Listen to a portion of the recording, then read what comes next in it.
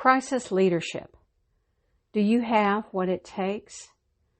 The coronavirus crisis is happening now, but it's certainly not going to be the last challenge that we face, especially since we're so interconnected globally.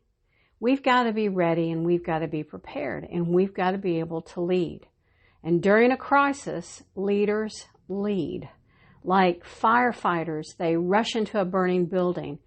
We've got to be able to make quick decisions because lives and businesses depend on it. So there are 10 ways that leaders can rise to the challenge. And the first one is to align expectations. In a crisis, you're not going to have all the answers, and that's okay. But you've got to be able to address the unknown and speak confidently about that. People expect actions from you. Aligning expectations and realities takes a certain skill. It takes patience, as well as the ability to admit that you don't have all the answers, and that's okay. The second thing is to remember that all eyes are on you. I think a lot of time leaders often forget that they're being watched. So what kind of example are you portraying? And as this situation grows and intensifies, people are going to look to leaders. They're going to look at what they say. They're going to look at their actions. They're going to watch body language. They're looking for guidance. It's kind of like when you experience turbulence on a flight. You look to see how the flight crew is reacting, and you're looking for those nonverbal cues. I can remember when I lived in Wichita Falls when the tornado went through back in the 70s. And I remember looking for my father, what kind of reaction did he have? And his first reaction was, oh, well, it's just bad weather. But when he came tearing into the house and told us all to get to the center of the house and take cover, we knew we were in trouble. We knew the danger was real. So you need to be more of what makes you who you are.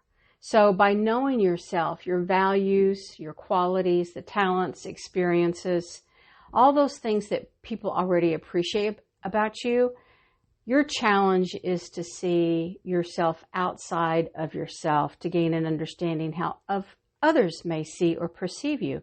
So knowing how you come off and being able to realize that and understand that those people are watching you.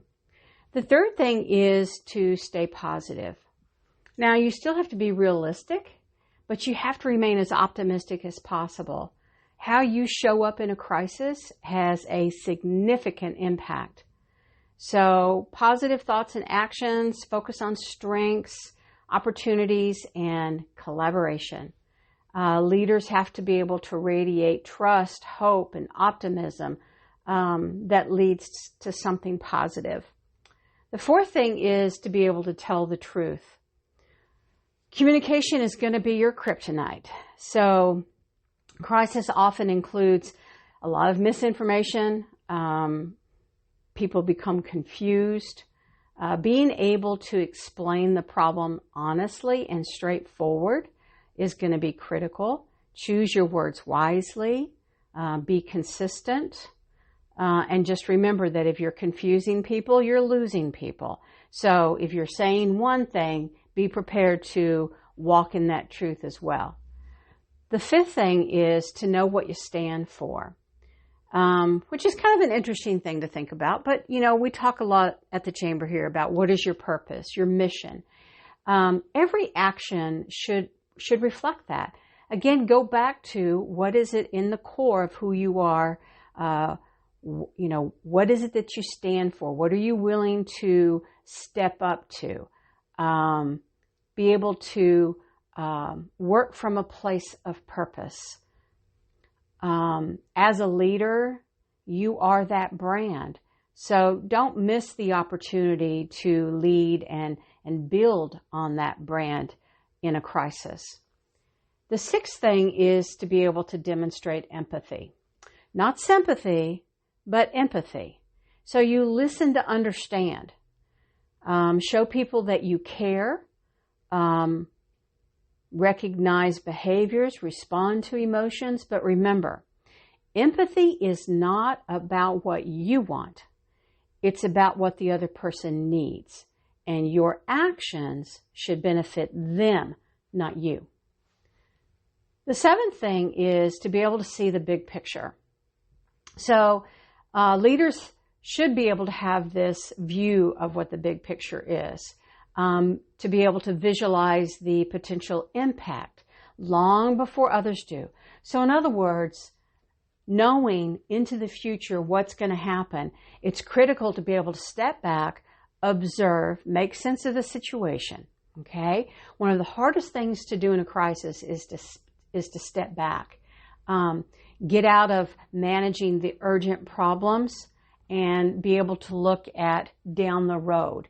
What is it that you need to be focused on in 2 weeks, a month, 2 months, 3 months? The eighth thing is to be able to slow down and stay calm. Kind of goes with the old saying, keep calm and carry on. People need to feel that they're safe and secure. Absolutely take care of yourself mentally and physically. Crisis is fueled when composure is missing. So keep that in mind. The ninth thing is have a plan. There's a quote, the very essence of leadership is that you have to have vision. You can't blow an uncertain trumpet. So if you don't know where you're going, you'll never get there. Focus and discipline are going to be essential. Just knowing that there is a plan and you're ready to execute that plan and stick to the plan.